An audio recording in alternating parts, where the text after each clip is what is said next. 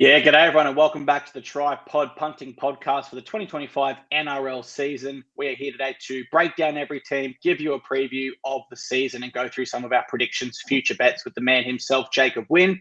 If you guys are new here and you don't know who I am, my name's Dane from Clarkey's Rugby League column, entering my 10th year as a general content creator around the NRL. And the man above me, Jacob, has provided free tips for 10 seasons now. And if you backed him and followed him, you would have won money on all 10 of those seasons, which is very impressive. Winnie, how are you going, man? It's good to see you again. I'm okay, thanks, mate. But I got to correct you straight away. And the beauty of being live is people following us can correct. Last year wasn't a winning season.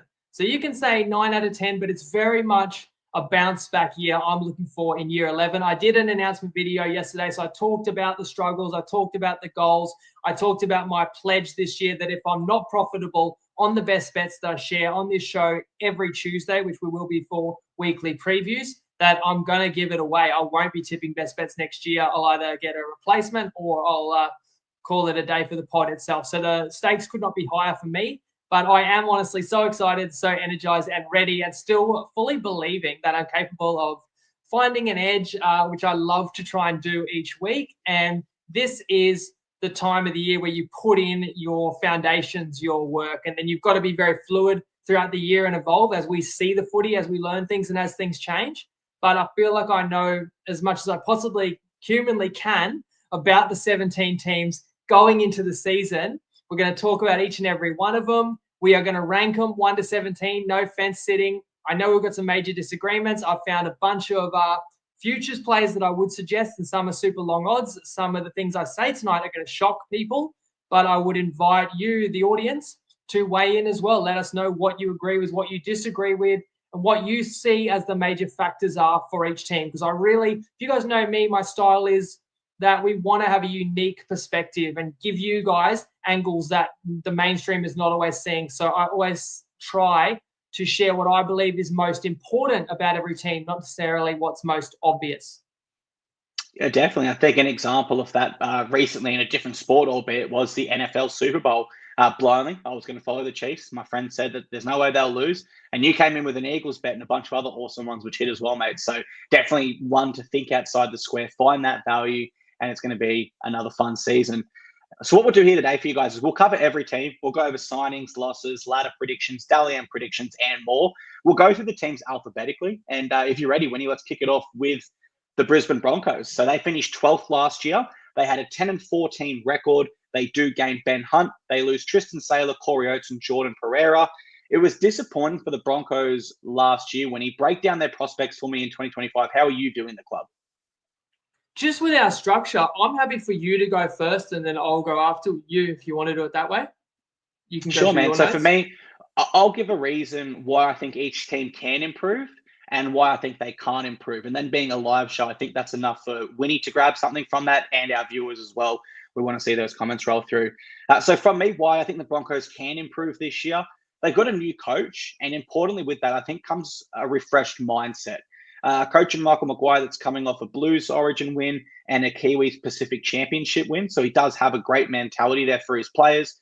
And I think that if the Broncos do buy into what he tries to set up there, we will see big improvements from them. Why I say they can't improve is you could say the same last year. They've got a terrific team on paper, but they are young in certain areas.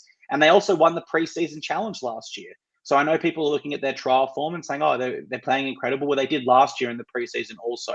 So that's my kind of Debbie Downer why the Broncos can't improve, Winnie. How are you viewing them coming into this season? Well, I wasn't as high on Brisbane going into last year as everyone else was. Everyone saw what the Broncos were capable of in 2023, got as close to winning a comp as you possibly can. And we know how that grand final ended and the side never recovered. But the side also was never as good as 2023 because Tom Flegler wasn't replaced. And it's sad to talk about Flegler. We haven't seen Flegler since. And he was one of the emerging best props in the comp. And Farnworth, what he added defensively as well as offensively in the outside backs there for Brisbane has left a hole, which is yet to be totally filled. And on top of that, Brisbane did get quite a few injuries through the season. You had Walsh flattened a couple of times, or copping head highs and breaking bones in his face, which is not, Kevin Walsh's fault, but he ultimately paid the price from losing important players for key chunks of the season. It's funny because actually early last year, I was the one saying Brisbane was riding unsustainable turnover tries. They kept winning games where that opposition would spill the ball and then run it back the other way. But that caught up with Brisbane. It turned into an awful year, spiraling late. Some embarrassing losses, especially at home, was actually the death knell for Kevy. Now everybody knows Madge's MO, someone that, as you said, has won at every level before and was the top candidate for Brisbane to bring in, and why they acted so hastily in turfing out Walters. You know that this team has undergone a savage preseason, so it's kind of no surprise to see them win the preseason challenge because this team is going to be rock hard fit. Then add to that Brisbane is going to enjoy a mighty friendly draw this season, especially early, which gives the Broncos a massive chance to set up their year and to win a lot of games at home and face important and tough opponents at Suncorp. Like, you play Penrith only once, and I'm pretty sure it's a designated Panthers home game at Suncorp for Magic Round. It's a curious roster when you look at how many nines they have on this team. While if you want to also detract, I'd say Broncos are thin on second rowers. You got the Ezra Mam situation, but I don't actually think Brisbane's going to be any worse off than last year when you consider we're not going to dive into it now. I believe Mam got off extremely leniently to only miss 9 games, and then for you to pluck Hunt out of free agency means you cover your halves in the shorter term, and you're going to have a lot of options when Mam returns. I think if Brisbane plays in a game they must win late in the year, whether it's to make the 4 when you get into finals, I think Hunt plays 9. But it depends on everybody's form. I think Hunt can even play some 13. We've seen that at origin level. We've seen Queensland have 3 halves on the field. So they're going to make it work. And when you look at the talent that Brisbane has available, there are star players in the primes of their careers. Walsh, Haas, Carrigan. Add to that like Cobbo, Staggs, Mam when he does come back. And then the experience of a Reynolds and a Hunt. So I go back to, I don't think this team's quite as good as 2023. And that's why I left them out of the top 4 last year, when everybody else, go back and look, everybody else picked Brisbane top 4 last year. And as we know, they actually finished 12th. But this year, under Madge, with the friendly draw and a good start, I think Brisbane can make the 4. I could perhaps see a burnout late in the year because the start is so important. You know Brisbane's going to go so hard, whether the squad depth can sustain that. And Origin's always a drain on Brisbane. So I have placed the Broncos 5th. How about you? 5th place. I was going to save my ladder reveal until the end, but yeah, let's go through it as we go. So I've got the Brisbane Broncos. Team by team, and then of course we'll lay it all out at the end. I've got them in 5th also. I think they're a side that can play top 4, but I've got them just on the border of it at the moment. A lot of people in the comments saying Phil says they'll be top 4 easily. Dan says Broncos win it all. And I did see a comment from Paul roll through on YouTube, and he says all the best from the Scottish borders. So welcome to Paul. All right, mate, let's park Broncos there and move on to the Canberra Raiders, who we will see in action in Las Vegas. Now, they finished last season 9th with a 12-12 record. They gained Ethan Sanders, Miles Martin, Savelio Tamalo, and Matty Nicholson, and they lose Nick Kotrick, Elliot Whitehead, Hohepa Puru, James Schiller, Zach Wolford, and Jordan Rapana, and also Emre Gula, more recently to the Dragons there. So it's a club that has lost more experience out the door. And to be honest, that was some of my concerns with the Raiders last year. I did have them as a bottom 4 side. So they did surprise me to get razor close there to the top 8 rather. Here's where I think they can improve. They shown last year that even with a youthful roster and missing experience in key positions, especially when Fogarty went down for months, that they can compete and still get wins. This wasn't a side that took the field and kind of recognized they're in a development phase. They went out there to win. And sometimes that youthful confidence really paid off for them. And other times it didn't. We saw a horror show from Chevy Stewart, for example, in Brisbane. But for the most part, I would say that youthful confidence they brought really did help them throughout the year. Here's where I think the Raiders can't improve. Consistency in the NRL typically proves really difficult for young players. We see second-year syndrome a lot in all sports, but particularly in the NRL, because it is so physical, because every week you are doing so much research on your opposition, and because, let's be completely honest, rugby league is a much simpler game to some of the American sports where second-year syndrome is there as well. I think for that reason, I do have some question marks and concerns for the Raiders. Do people start to work out their younger players and implement ways to shut them down? And how does that hurt their confidence throughout the year? So yeah, Winnie, I think that their best attribute, being that they are young and they've shown they can win games regardless, could also come back to bite them depending on how they play there, mate. How are you viewing the Raiders when we come into 2025? Well, as I pick up my literal paper notes, I really want to give insight into part of my process. So where do you begin when you try and evaluate how good a team's going to be in 2025? Well, for me, I start with how good was this team in 2024? And I look at 23 as well. So we want to establish what's the baseline. But most people are going to judge that by wins and losses, right? Which sounds fair. And the Raiders came 9th last year, 8th the year before. But the truth is, to me, in my belief, the Raiders were not the 9th best team last year, and they were not the 8th best team the year before. They won a lot of close games, an unsustainable amount of narrow games, which I don't believe there's any particular reason why the Canberra Raiders were built to do that. I think it is just variance, and I think in the long run, you're going to win half the time when a game comes down to one kick, one bounce, one referee call, one great play. So I think points differential is actually more indicative of how strong a team is over a 24-game season. What if we ranked everyone by points differential? The Raiders would have actually been the 13th place team last year and the 15th place team 2 years ago. So I think that's actually a little closer to the baseline of this side.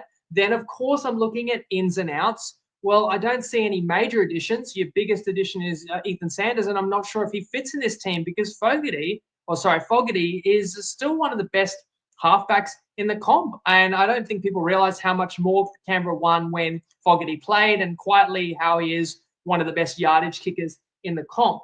How else can a team get better or worse? Well, the players that are there do not stay static. Players can develop and get better, or players can move past their prime and diminish. And I will say that's a positive for Canberra because it's a young squad that Ricky's building. There will be a lot of development and rising talent this side. I mean, they didn't have a star fullback and just kind of plucked KO Weeks, who couldn't get game time from Manly. And that's ended up being an outstanding find. And Weeks can continue to flourish into one of the best playmakers in the comp. Savage, Timoko, Ethan Strange, great emergence there. The front row is getting on a bit with Paps and Tapane, but you can say experience.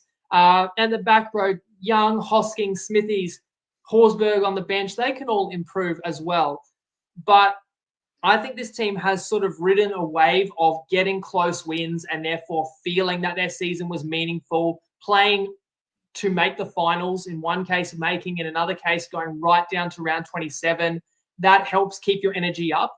But I could easily see it going the other way if Canberra regress to the mean. There is still a lack of experience and probably a lack of game-breaking talent in the team right now. And as much as Ricky Stewart is a Canberra man and a great person to be in charge of this young crop, I actually don't know how well Ricky could handle some tough stretches, some potential losing runs.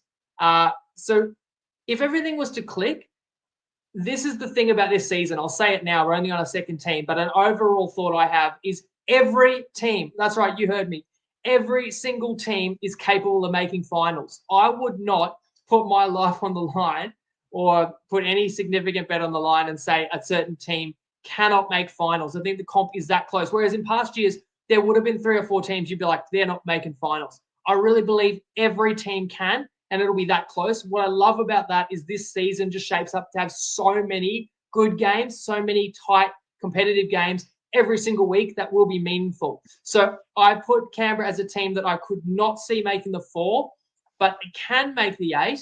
But I'm sorry, because everybody's capable, somebody has to be down the bottom. And I've put Canberra all the way down at 16th.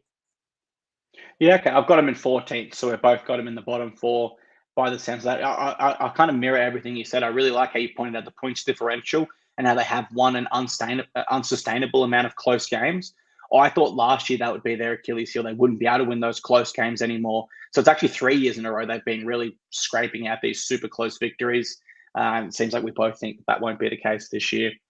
Next up, we've got the Doggies. Now, they finished 6th last year and returned to the finals with a 14-10 record. They gained Tomamone, Satili Tupanua, Marcelo Montoya, Zyron Mayu, and Anari Chuala. but they do lose Jarrell Skelton, Josh Alokar, Josh Papali, Kitiona Kartonga, Zane Tedavano, Pawasa Masili, Chris Patolo, Hayes Perham, and Liam Knight. For me, Winnie, the question is, they had their best season in a while last year. Can they build on that, or is that going to be an outlier when we look back? And I tend to think that they can improve. Now, they do have and this is why I think they can improve. They've got a high turnover of roster again, and a lot of those players are more quality. They're bringing in more quality players than are going out the door, in my opinion. And they did show me last year that in a short amount of time, they can build culture or instill that culture quickly into players. Because we did see the new players that came last year, such as like a Kurt Mann, really buy into that defensive mindset, which saw the Bulldogs be the second best defensive team in the competition. So I think that's a reason they can improve. Why they can't, I would say their attack is still lacking compared to other teams. They still have a few question marks around the halfback. Is Toby Sexton the halfback to lead them to that next sort of stage of getting into the elite categories of teams? And so because I've got some question marks around their attack, their defense would need to remain ultra consistent. And the Broncos shown us last year, it's really hard to be a fantastic defensive side 2 years in a row. The Broncos were the best defensive team in 2023. They utterly failed at that in 2024 because sides learn how to break them down. I'm hoping that's not the case for Bulldogs. I don't think it will be, but I do raise that as my point as to why I think they might not improve this year, mate. What about yourself? You've got the Doggies in for finals again this year? Well, I was one of very few people who had the Bulldogs playing finals last year. You got to remember, 12 months ago, I copped it for putting Canterbury in my top 8. In fact, they had a fantastic year. And while the Dogs only at the end finished 7th, the Bulldogs were really close to making top 4. And I think because the Dogs were pushing for the 4, and then with about 2 or 3 weeks to go in the season, they just weren't quite going to get 4th. So they opted to rest a couple of guys. Ultimately, I think played a dead rubber in the final game of the season. Basically, this Dogs side lost their final 3 or 4 games of the year, if you include week 1 of the finals as well. And go to that week 1 finals game against Manly. The Dogs shouldn't have lost that either. Manly just pulling out some outrageous plays in that game to get across the line. So there's no reason why the Bulldogs shouldn't find themselves playing finals footy again. There are no major losses for mine. Tupanua is a great pickup at this stage of his career, coming across from the Roosters. You've got the addition of Kurt Mann, who was out for the last month of the year last year, which coincided with that slide. And Mann really added a lot at the lock position, which this team sorely needed. And then are players getting better or past it? I'd say generally more of the Dogs side is ascending. You have Critter, who is a superhuman, who's in the backfield and also leads this side so well. Burton, Marnie, Kiratz, Preston can all be better and all have such promising careers ahead of them and have already shown a fair bit so far. The defense, as you said, 3rd best in the competition last year. That's going to help you win a lot of games. The attack struggled early, but did improve once Sexton joined the halves. Like, who knew? Was it me saying every single week, why is Drew Hutchison in the halves with Burton? You've got Toby Sexton playing reserve grade. And I heard an interview with Ciraldo and he said, Toby had some things in his game that he needed to get right before we put him into first grade. And it showed once we put him in. So Ciraldo's justifying the decision. But to me, I'm like, could he have not learnt on the job? Wouldn't it have been better if you gave him the preseason? Wouldn't it have been better if Sexton was playing with the team all along and maybe they would have generated a few more points and get an extra win here or there earlier in the year? Maybe you do actually make top 4. To your point, this side will not be under the radar anymore. I think they were overlooked by some opponents, and it's just a factor of basically no team apart from the super elites can be totally up each and every week for over a 27-week season. And so some opponents you're going to take more lightly than others, and you're going to key in on your preparation. And the Bulldogs will be a side that everyone takes seriously. And again, you noted the Bulldogs' attack is not a strength of this side yet. And I do look at a Connor Tracy, as versatile as he is. It's a relative weakness when nearly every team in the comp has a start at number 1. I also think the middles are below average, which makes it harder to win games when you don't have that ascendancy through the middle and your forwards getting you on the front foot, which then allows Marnie to be more creative and make space for your playmakers. Having said all that, this team is too good to miss the 8. I also have the Dogs with the ability to challenge for the top 4. I understand why most people have got the same top 4, and it is Storm, Panthers, Sharks, same as last year. And then everybody's dropping the Roosters out. And then Canterbury is the logical replacement for almost everybody. So I understand that. I'm not knocking that. I think Canterbury can be as good this year. And they did come 7th last year. And I stack up the Bulldogs against Brisbane and the favourable draw for the Broncos.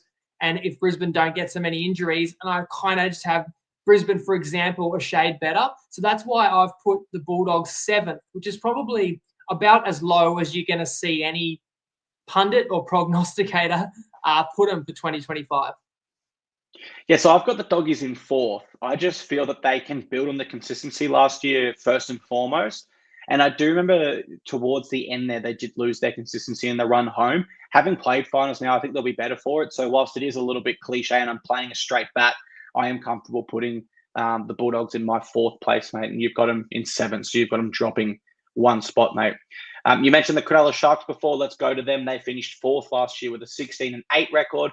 They gained Hohepa Puru and Addin Fanua-Blake. They do lose 2 middles as well there with Royce Hunt and Jack Williams out the door. I think when people talk about the Sharks, they look straight towards finals. Everyone's convinced they're going to play finals. And it's just that delicate situation of can they get over the hump and start winning these games in the finals when it really matters.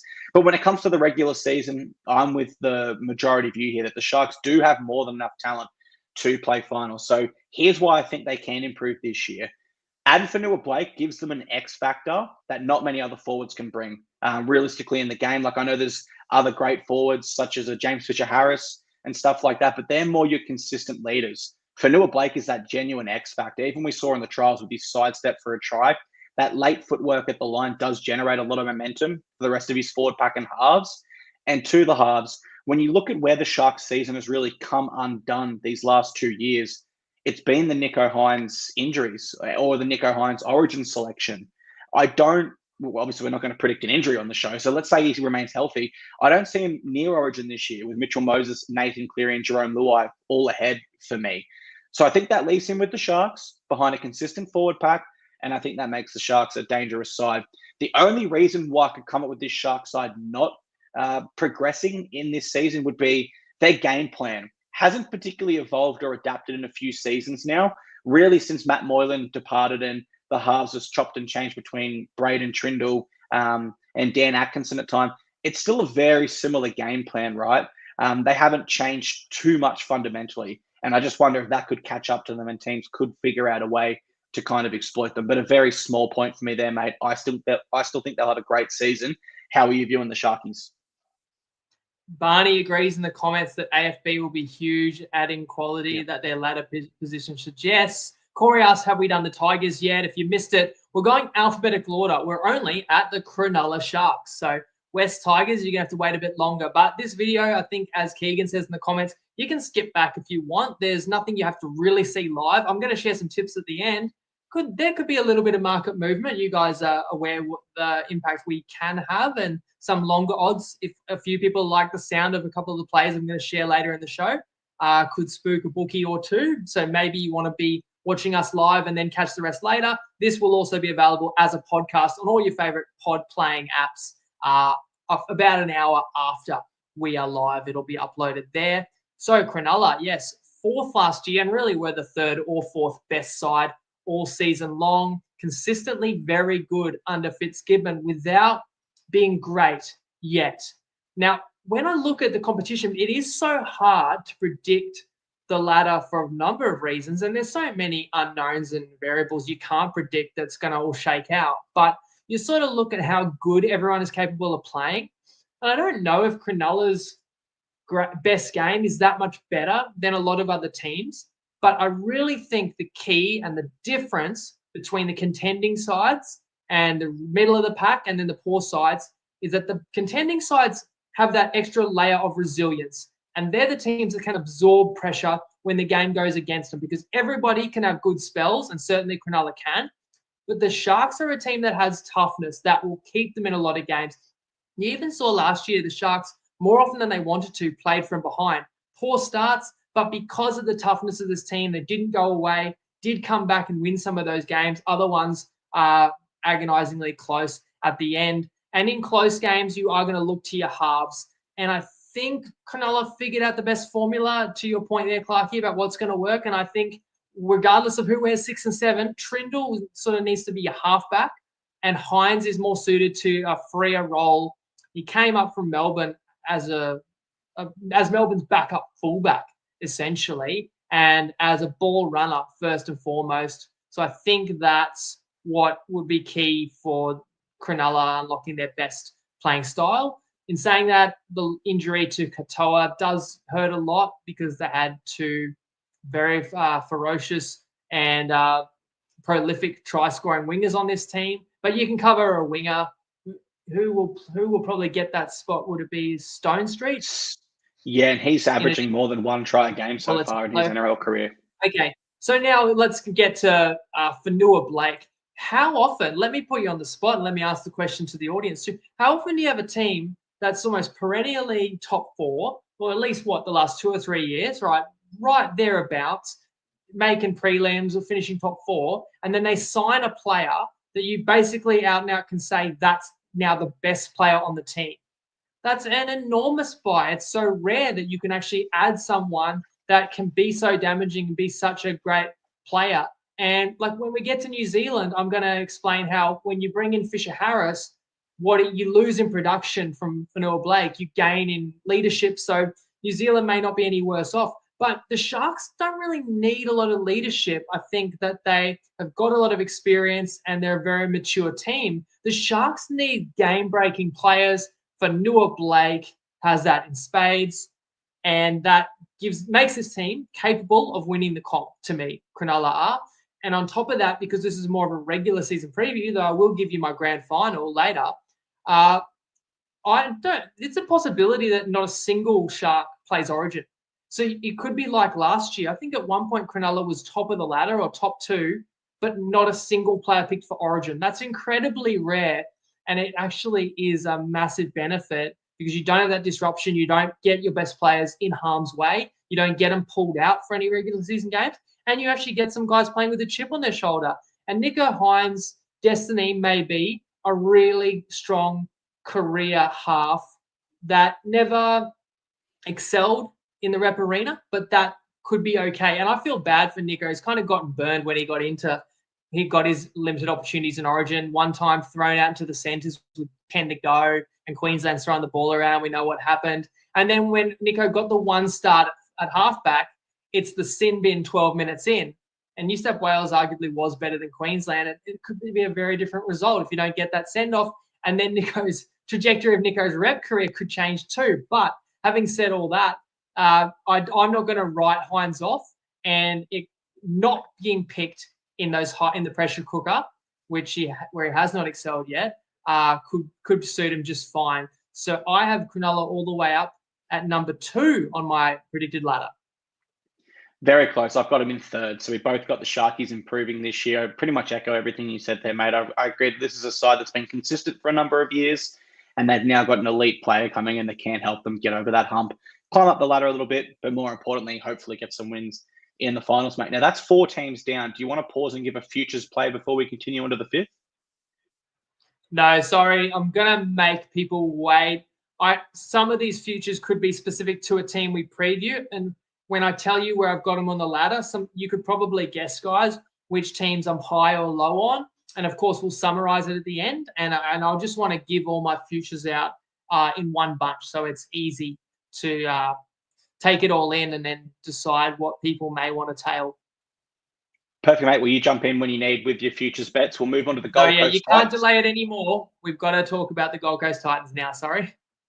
No, that's fine, mate. Look, we finished 14th last year with an 8-16 record. We do gain Regan Campbell-Gillard and Carter Gordon, but we do lose Tanner Boyd, Aaron Clark, Isaac Liu, Keenan Policia, and Joe Stimson.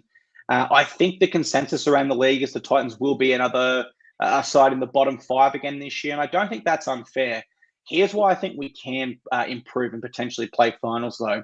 We have a really powerful forward pack, and most importantly now with 4 key middle forwards, We're not going to see that drop off that we typically see with Titans towards the end of games and late in the first half, because when Tino and RCG go off, they're going to be getting replaced by Jimmy Jolliffe, who was one of our best players last year, and Moeki Fotuaika. So I do feel they've got the forwards now to lay a solid foundation for a spine that isn't going to want to be playing smart football in the sense of completing at a high percentage and kicking to corners. I feel if the Titans do that, they will lose a lot of games this year. But if they play like they did in the trial against the Dolphins, where they're throwing the ball around early, they're risking some offloads, they're essentially acknowledging, hey, look, we've got a spine that has 3 fullbacks with Campbell, Brimo, and Keanu Kinney, and we're going to play like it. I think they can win games by big margins this year. Similarly, though, on the other side, unfortunately, I will say I think we will lose some games by big margins this year, just because there's not that ruck intelligence. There's not that experienced player in the halves that when they aren't getting that momentum in the middle and it is a real dogfight, there's not that direction to know, okay, I need to put in an early kick here. I need to make sure this one finds sideline. Whatever it might be, I don't think there's enough experience in that spine to turn or manage momentum. And that is something the Titans have struggled with in the past, managing momentum. So for the Titans, when you'll finish on this note, I think we'll win a lot of games by big margins this year, but I also think we'll lose some by some big margins as well, mate. Now, you tipped us for top 4 last year. Unfortunately, that didn't pan out. How are you viewing us this season, though? Oh, didn't I? Sorry, I didn't notice. Yeah, nobody let me know about that. Let's start there. Put my hands up that I tipped Titans making finals last year. And I shared an ambitious tip of Titans to make the 4 at $11. After, you can probably tell me the exact stat, Clarkey, but after 6 rounds, I want to say last year, the side still had 0 wins. The captain and best player was out for the season, and so it was very much RIP. Later in the year, I think we got a glimpse of the Titans' potential under Des. But then for as good as the Titans were through the middle months of the year, that fell in a heap again at the end, and that meant a 14th place finish. And I look at the gains and losses, and I'd say no major losses. And I'm really not fazed by the injury to Four and the torn bicep in the trial, because I think there were players at this stage of their career are clearly better than Kieran and need to play ahead of him. So when you look at the conundrum of how do you pick the Titans' spine, Keanu Kinney picks himself. He was the player of the year for the Titans last year. That was a bright spot. That injuries necessitated that Kinney got that opportunity. It was unbelievable. And if you weren't sure just how great Kinney was, you certainly were left with no doubt after the Pacific Championships. Kinney stood out in an arena full of the best players in the game. So you know you got to have Kinney at number 1. And there's flashes of Benny Barber there, who actually played his best footy under the same coach as well, 12 or 13 years ago. Then I look at Brimson, who I've always rated a versatile player. I think he can play 1. I think he can play 6. I thought Brimson would go right at centre, though it probably didn't go as well. That experiment didn't work out too well. I wouldn't mind if Brimson was playing something like a hybrid 13 this year. But in any case, I don't think AJ is out of place as a running 6. I think very capable. Jaden Campbell at 7 is a gamble. But this guy is an electric ball runner with a preseason in that position, with the playmakers around him. He already is a kicker. He's a keen golfer. I feel confident, and I've heard that he's worked a lot on his in-game kicking. I'm confident that he'll be able to have enough of that in his game. And then I'm looking at the most dynamic 1-6-7 in the whole competition, on top of the speed of the outside backs and last year's leading try scorer in AKP. And I don't have a problem with teams converting fullbacks to halves. Do you remember who won Dally M last year? I think if the player has natural ball playing ability, that you can really trouble defenses. You just got to make sure your defense is also right. And that's a larger issue for the Titans, because I think they can score points with the best of sides. But what we haven't seen is the resilience when you are up against it, when the acid's on, when multiple errors pile up, when the opponent is playing well. Can you bite down on the mouthguard and keep yourself in the game? And that is something that Des really has not improved or instilled in this team. But it hasn't been 1 year. And the Titans are a team with a lot of upside, because over the last 3 or 4 years, they've lost more close games than they've won. They've been soft. They've been disappointing. They haven't turned up on many occasions and haven't had consistency. So there is all kind of upside there. And what you don't probably appreciate is that positive results fuel more positive results. You look at a team like Canterbury that had been bottom 4 for many years, but once you get on a roll and you win a couple of games, then everybody's buying in and everybody focuses more at training, is willing to go the extra mile in games because there's that belief that the team can be going somewhere, and teams can really ride a momentum wave. And this Titans team fits the profile to me of a side that can make that progression. And when you have another really key ingredient, which is elite middles, and Tino is returning and he's on that monster contract, Mo Fotuaika, player of the year, I think the year before. You add RCG, there's experience there. Joel, if you mentioned, you've got good wide running forwards. You're hoping that Fafita can play to his potential. And importantly, too, the Titans are suited to playing on a fast track. And in Queensland, with a heap of day games on their schedule, that really suits this side. And I believe that your boys can win half of their games and get the 8th spot. I like it, mate. I think as a Titans fan, I've just been burnt so many times that it's so hard to picture us playing finals. So I went conservative and I've got us in 9th. But I really hope that you're right and I'm wrong, if I'm absolutely honest. And I guess my final point on the Titans is, as you said, you look at the Dally M medalist last year, Jerome Hughes, former fullback. The year before that, it was Kalen Ponga, who's a running fullback. The year before that, I think it was Nico Hines.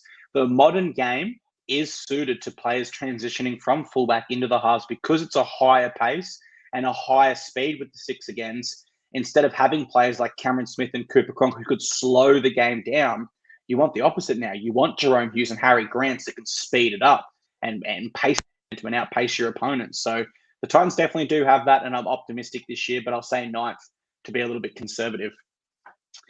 All right, our next side we will look at is the Manly Sea Eagles. Now, they finished in 7th place last season with a 13-10-1 record. They had a draw.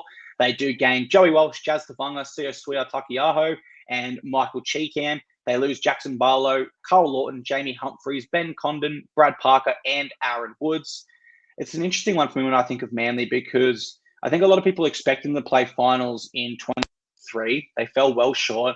And then last year, a lot of people were expecting them to miss, and they did get into the finals there. Not scraping in. They did come 7th, and they were kind of clear of that next team.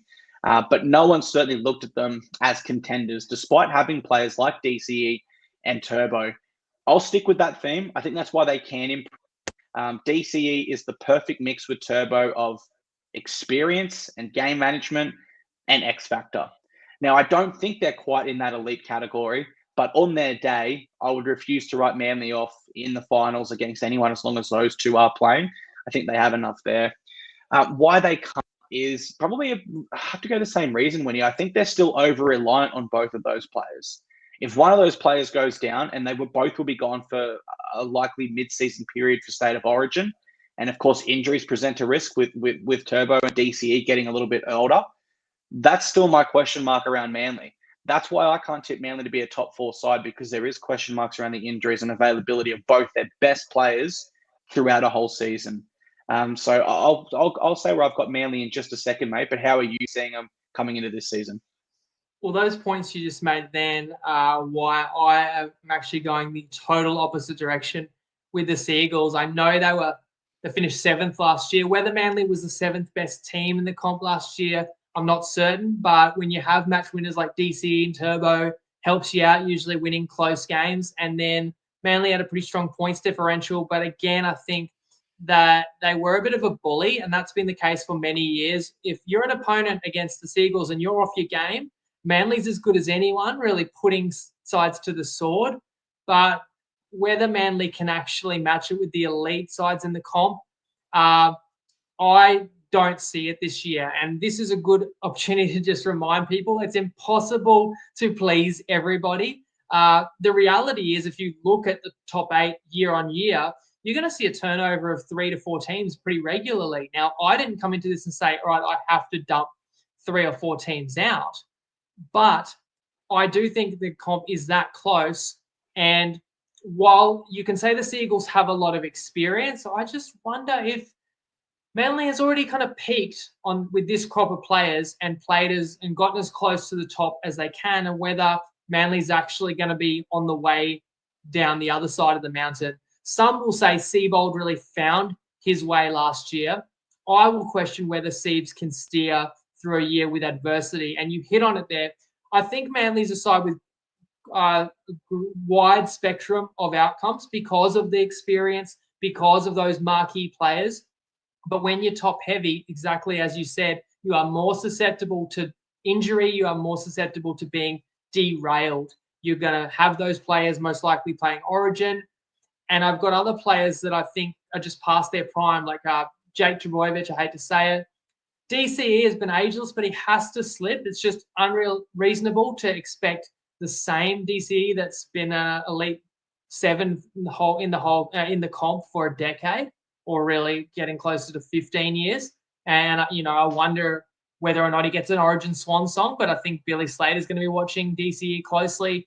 You look at the Manly bench, like TKO, Nathan Brown, Tavanga.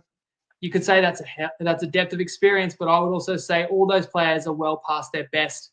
And the thing is about a squad with a lot of experience, if you're in contention, you can go all the way because you know how to get it done and you're going to buy in knowing you're close to the promised land.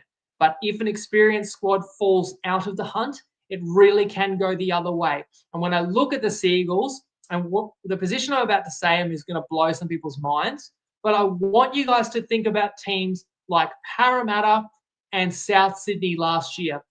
And those teams had played in prelim finals and grand finals in earlier seasons. And those teams, South Sydney and Para, were predicted to be definitely top 8 and by many people top 4 last year. Just like lots of people have Manly this year as finals threat, if not a contender. But if things don't go your way, what you find is that these sides can spiral uncontrollably because of those expectations. The disappointment can really be felt. And going back to this side being very reliant on players that are either in their 30s or injury prone, as much as I hate to say it. And in a comp that's that tight, and I'm going back again, tell me a team that can't make the finals, that you're certain can't make the finals. I can't find one. So I've got Manly all the way down at 15th. I don't think it's our biggest disagreement, but it's a top 2 biggest discrepancy in our predictions. I really do like how you're backing up. Like, yes, it is. It does seem odd to pick them so low on the ladder. But as you did point out, it seemed odd to do the same last year with the Eels and Rabbitohs. And it occurred. So there is a precedent based on that. Where I couldn't drop Manly too far is I think they do have some mitigations for those aging players. I like Lehigh Hopewadi when he plays fullback. And I would hope Luke Brooks in his second season with the club could step up and be that main playmaker in the 7 for them.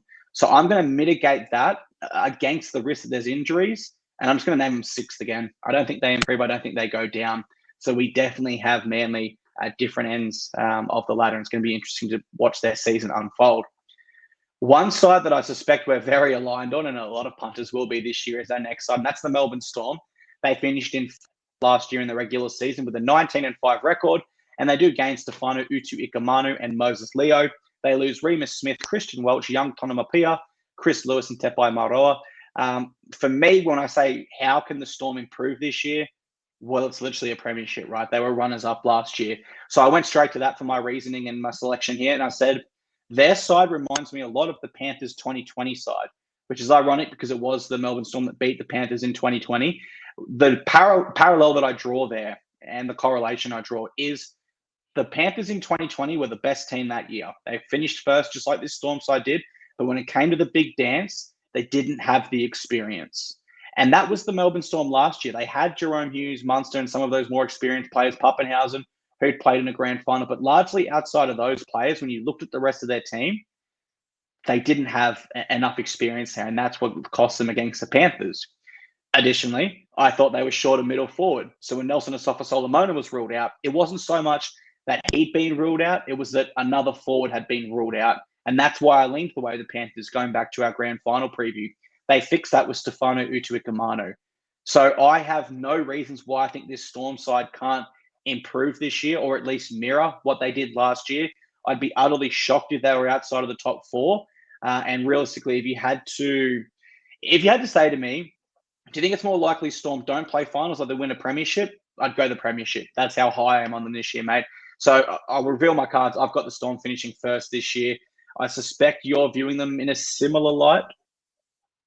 I hate to say it because Melbourne are everybody's favourite going into this year. I'm totally with you. The parallels to 2020 because Melbourne was the establishment.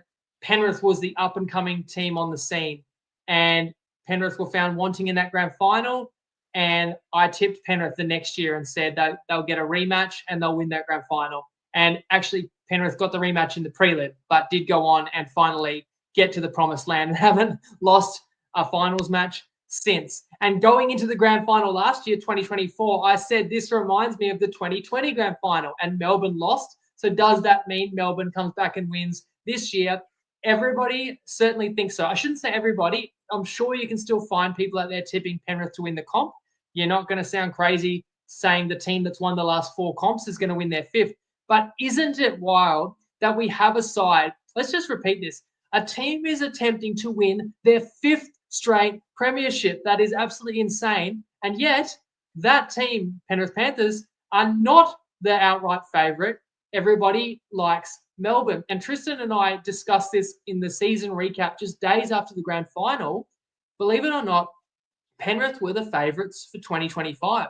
It sort of makes sense because why would you back against them? But when you look at it just a little bit closer, it was a pretty close grand final. I'm happy to say Penrith deserved to win it. Do you think Howarth got that ball down? Let us know in the comments. Anyway, it was a pretty close game. And let's go back to the odds. Penrith was only a 1.5 point favourite. You said it there. Nelson was out for that game. It was a huge loss up against that Panthers pack Penrith had no major outs for the grand final. But now Penrith has lost the Vicious Fish and Jerome Luai, 2 of the best players in the world. While the Storm have no major losses, I know Welsh is a sad loss, but was well towards the end of his career anyway. And Storm has added the most in-demand, young, promising prop in the comp, addressing the exact issue that they needed to in middle strength. You can even look further and say Melbourne finished top of the ladder last year and one of their best players, Munster, missed a lot of game time with injury. And then you look at depth, like Wishart can't start in this team. Would start for basically every other club. Farlongo, same story. So there is cover there for rep selections for injury. Every key player in this team is amongst the best years of their career. The coach is legendary. If you want to knock Melbourne, you could say teams that lose grand finals sometimes have a hangover. Teams that get beaten by Penrith sometimes fall in a heap and their coach loses his job. It's not going to be the case with Melbourne. And go back through Bellamy's history and look how he's responded to the disappointment of losing grand finals. His team has only come back bigger and better the following year or two. So this team, I wish I could go contrarian, but they are the best team. It's just that from a punting perspective, everybody sees it. So it's not going to be that easy to play it, but it's not a team I want to fade. And I'm not going to suggest anyone else will win more games than Melbourne this year. If Melbourne loses games this year, and everybody, like even the best teams, lose a handful of games in a season, it's probably partially just like a bit of load management, being cautious with stars and being comfortable where they're at on the ladder. But it's not going to be a surprise to watch this Melbourne side blow some teams out that are, if teams are off their game at all.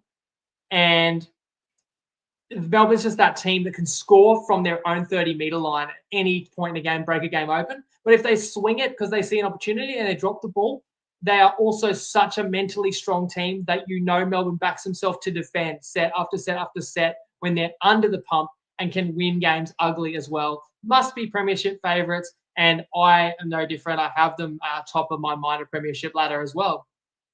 So we've both got the Storm there in first. Yeah, 19-5 record last year, but I think this year, I think they could win 20 or more, just because even during their origin period, let's say they do rest a lot of their players, you're still going to have Pappenhausen at the back. Your halves are going to be Jonah Pezzett and Tyron Wishart, and then you've got Sua Farlongo in the 14 there to come on and cover wing or a roaming lock, whatever you want. Like, he's electric, right? There's still 4 like premier players to control the game for him. So, yeah, I wouldn't be shocked if they win 20 or more this year. We both have them in first place. Our next side is the Newcastle Knights. Now, they finished last season 8th place. They gained Taj Annan, Tyrone Thompson, and James Schiller. They do lose Daniel Saifiti, Miles Martin, David Armstrong, Christian Maipapalungi, and Anari Chuala. Yeah, I think for this Knights side, when I look at them, they really did scrape in last year. And there were sides that you could argue were more deserving to play finals than them. I was writing them off for a lot of that run home, and to their credit, they did prove me wrong here. Here's why I think they can improve this year, or at least play finals again. They've done it 2 years in a row now with a largely similar side that has a largely similar game plan. And that game plan all revolves around Kalyn Ponga. You know, you're looking when he won the Dally M the year previous, he got them into 5th, I believe it was. Last year, they, much more luckier, you'd have to say, coming in at 8th there. But that's literally the same reason why I think they can't. Right? We still don't know what their best halves pairing is. And we're going on 3 seasons now. And they need Kalyn Ponga to perform every single week. Now, I know that, and I agree with you, there's not too many sides you can write off and say they can't play finals right now. But God forbid, if something long-term was to happen to Kalyn Ponga, I would write the Knights off without hesitation. He is just far too important to them. I don't see them getting anywhere near outside of the bottom 5 if he was to go down injured. Additionally, it's another year where it's the Kalyn Ponga show. So if you're preparing for the Knights, there's really no ambiguity as to how they want to play. No matter which side of the field Kalyn Ponga is on, it's likely that's the way the ball is going. And so I do think that positions could start to come up with some ways to limit Ponga's effectiveness for the Knights, but not Kalyn Ponga himself per se. I still think he'll be a dangerous player individually. And I think that if he was to make Origin, for example, he'd still be one of the most dangerous players on the field. But how he syncs up with his team is where I think teams could start to shut him down. So I'm not as high on the Knights this year. I'll reveal my ladder position shortly after you do, mate. How are you viewing the Knights? And of course, we haven't compared notes, but I see it very similarly to you with this team. You go back our Melbourne prediction. Well, we both had them first, but who doesn't? But then as you saw Manly, we have 9 or 10 spots apart. I think we'll be close with Newcastle. Although I did give this Knights team strong consideration to make the top 8 again, because I think Ponga can be the best player in the comp, right up there with Cleary in terms of influence on a single game. And he is the highest paid player in the comp, so that's what you want. I look at best an absolute superstar outside back. It's a tough pack. The team got a lot of experience last year, so if a weakness was a lack of experience last year, that's definitely increased. And you got to remember the team played a few games without Ponga and actually did really well. And the wins that the Knights racked up without Ponga is what set them up to then come home hot late in the year, win the final 4 or 3 games to actually get into 8th spot, nearly won in week 1 of the finals in Townsville as well. But how did this team get better? Well, there's no key gains. Daniel Saifiti's a massive loss. Now, I get confused with the Twins. Daniel has played Origin. I can't remember if Jacob has as well. Yes. But, this is still a guy. And like Leo Thompson is a massive loss. You hate to see a guy like that leave, but that's not till next year. But it's still worrying that Thompson chose to go elsewhere. And when I think about the Knights, I had exactly the same point you already made, where if you see Ponga sweeping around to the left side, Ponga and Best is a deadly combination, but the defense will put an extra man on that side of the ball. The Knights, to increase their ceiling and to be a contending side, actually have to be able to threaten and score points without Ponga being involved. I haven't seen it yet. Now, I spoke before about your Titans. I'm not against putting a fullback who might have played some halves in their juniors into 6 or 7. I think that can work. And so I'm not against Fletcher Sharp at 6. But who's going to play 7? Is it Gamble? Hastings seems to be on the outer, but he's taking up big salary. It's not a classy halves pairing, which you need and which would really take pressure off Ponga. And then ultimately, I wonder if people have guessed this angle. If it's touch and go and this team could make the 8 or not, and it comes down to strategy, comes down to how you conduct yourselves this season, do I want to back an Adam O'Brien coach team to make or miss the finals? I have to be honest, I prefer others. And O'Brien, I'd put him right up there with Todd Payton. We haven't got to North Queensland yet, but we're going to them soon. But as coaches do, are really on the hot seat, which usually means those teams will push stronger earlier in the year because that coach knows the team can't muck around. So he's going to shoot all his bullets he has early in the year, and he's going to make sure the side's fit. So I'm wary of Newcastle coming out looking reasonably strong. But in such a competitive year, again, you can't fit everybody in. Like, I'll cop a lot of criticism for all the sides I've left out of my 8. But I ask anybody, like, you just cannot fit all the capable teams into your finals footy this year. So the Knights are on the outside looking in, very capable to me, but I did put them in 10th. Well, I've got them even lower. I've actually got them in 16th. And I don't want to echo you too much there, but yeah, question marks around the spine. We know Kalen Ponga is going to be one of the most studied players in the league this year. I think we've got Sean on Facebook that says we haven't seen much of Fletcher Sharp. I expect him to start the year strong at the 6th jersey, but eventually other sides will catch up and realize his kind of ploys and his tactics in the 6th jersey. And he's not necessarily experienced enough in the NRL in the halves or a spine position to transition and adapt his game throughout the year. We don't know who that is. And I guess the only thing they have going for Hooker is that Jaden Bradley is playing for another contract elsewhere because they publicly said they don't want him. So there are some concerns for me for the Knights, and that's why I do have them finishing second last, unfortunately, for any Knights fans that are watching. Alrighty, next up, we go across the ditch to the New Zealand Warriors, another team that we will see this Sunday in Las Vegas. Last season, they finished 13th with a 9-14-1 record. They had a draw as well. They gained James Fisher-Harris, Jet Cleary, Aaron Clark, Tanner Boyd, and Sam Healy. And they lose Marcelo Montoya, Zion Mayu, Adam Fanua-Blake, Jazz Tavanga, Johnson, and Tohu Harris. Aside last year, that will be really disappointed to go from the top 4 to missing the finals altogether, just like the Broncos did. I suppose the difference is when I look towards the Broncos, they still have a much stronger roster than this Warriors side do. And there has been some change with a new coach coming in for Michael Maguire. For the Warriors, there is a change in props. You gain some leadership, like you said, but lose some X factor with Fanua-Blake. But I'm not seeing enough change for me to justify that they could return to being a top 4 side necessarily. Where they can improve, I think they do have the right mix in their roster. I mean, we've certainly seen it in 2023 that it's still a powerful side, right? And now they do have a genuine leader in James Fisher-Harris there as the co-captain to set the standard every day, to get those standards right back up to where they need to be pushing for that top 4. But why they won't, and I'm more keen on this angle, I suppose, they're in a bit of an adjustment period where they still don't know what Roger Tuivasa-Sheck's best position is for this side. They lose Sean Johnson, who was the architect to everything they've done well over the last 2 years. They lose Adam Fanua-Blake, and yes, that loss is mitigated, but it does fundamentally change the way that they play. And they lose Tohu Harris, importantly, as well, who is a massive culture guy, a really great middle forward for them with the ball playing. So I don't see the Warriors returning to finals football this year.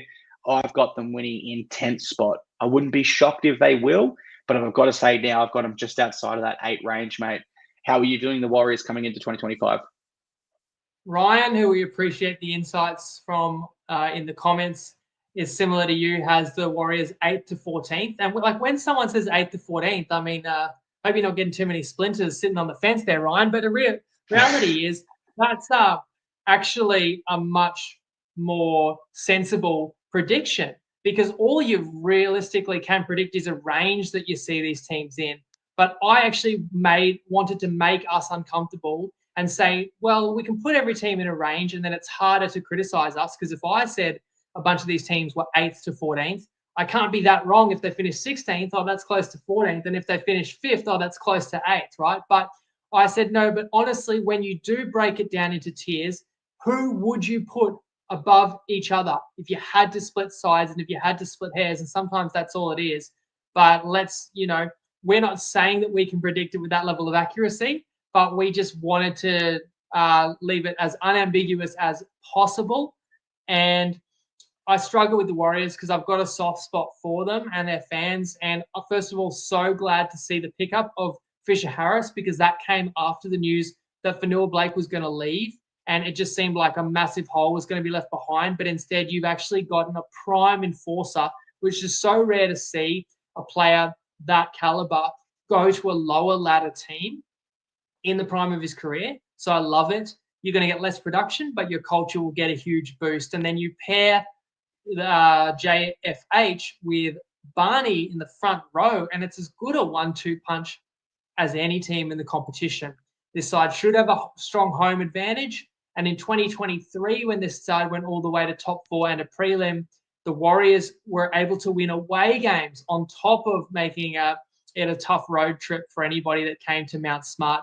But you always have to appreciate that the extra travel that New Zealand has to do beyond what most other sides in the comp have to does take a little bit of an extra toll. And my ultimate issue with this side, and why I've got them even lower than yourself, Clarkey, is I just don't see enough points in the Warriors. I think New Zealand struggled to score last year, and that was even with Sean Johnson. Now he's out. So we're saying the halves will be Tamari Martin in 6, Metcalf in 7, unless Chanel Harris-Tavita's beat him. Harris-Tavita's going to play 6. 6 with Metcalf at 7. Yeah, they've left Tamari Martin out of their 17 altogether for Las Vegas. For the Vegas game. And Metcalf is 7? Yeah, halfback.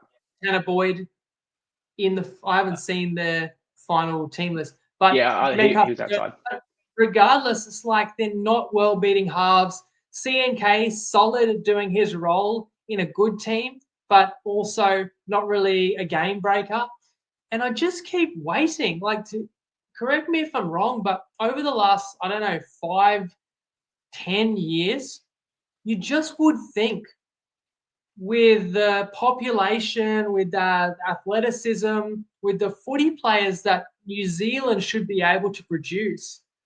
Is it just me, or has New Zealand not produced that many young superstars in the comp? Like, I go back to Sean Johnson, Tuivasa-Sheck. These guys on their day are the best player in the world. But I just feel like it's been a while. And I suppose you never know when that next guy gets unearthed. But if anything, the best Kiwi player unearthed in the competition was actually on the Gold Coast last year. So I do feel like this Warriors side, to surprise us and to get back to where they were 2 years ago, is going to need some players to play out of their skin that we haven't seen the best of or that we don't know about yet. I can't see this team as currently constructed playing top 4. So, when I tried to lay out all the teams, I was like, could they make the 8? And I was like, that's a yes for everybody. So that doesn't help me. So then I said, all right, well, could you see this team making the 4? And if I couldn't see you making the 4, I probably didn't put you in my 8, right? Because I felt you needed to have that gear to get to. Where I'm seeing 1, 6, 7 for the Warriors, sorry to say, is one of the weakest in the comp. I know that they've got strong forward pack and play a low risk brand of footy, low error rate, high completion that keeps the Warriors in games. But I wonder if they need to go back to the Warriors of old of playing a bit more creative footy that's a bit harder to defend and a bit less predictable, because New Zealand struggled to score points when they really needed them in games last year. I can't see a drastic change to that. And for that reason, I had to put him in at 14th. Yeah, okay. So it sounds like we've both got the Warriors not having their best season. I'm just double checking where I had it. I had them at 10th, so you got them 14th, 10th. 10th is decent this year, honestly. Yeah. I'm a little lower. I hate to say it.